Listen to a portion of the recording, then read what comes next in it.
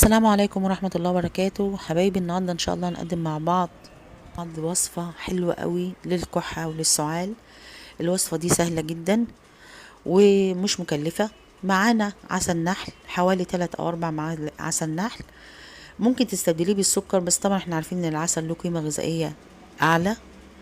وكمان معانا ثمرة لفت، سواء صغيرة او كبيرة.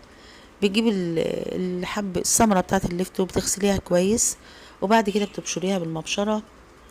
ممكن تعمليها في الكبة، تقطعها قطع وتقومي ضربها في الكبة برضو لغاية ما تدوب خالص، تبقى بالشكل اللي حضراتكم شايفينه. انا ما قشرتهاش، انا بشرتها زي ما هي. هتضيفي العسل عليها او السكر وتقلبيها كويس، وهتجيبي برطمان ازاز وتغسليه وتعقميه بشوية مية سخنين وتسيبيه لما ينشف. وبعد كده بتضيفي الوصفة اللي احنا عملناها وبتسيبيه. ممكن لو عملتيه من بالليل، الصبح بفضل الله بتدي معلقة بعد كل وجبة، يعني 3 مرات في اليوم. ممكن تديه كسائل او تديه معلقة، لو اللي هيشربها ممكن ياكل الليفت ده، برضو هتكون قيمة غذائية اعلى. طبعا الليفت معروف بفوائده.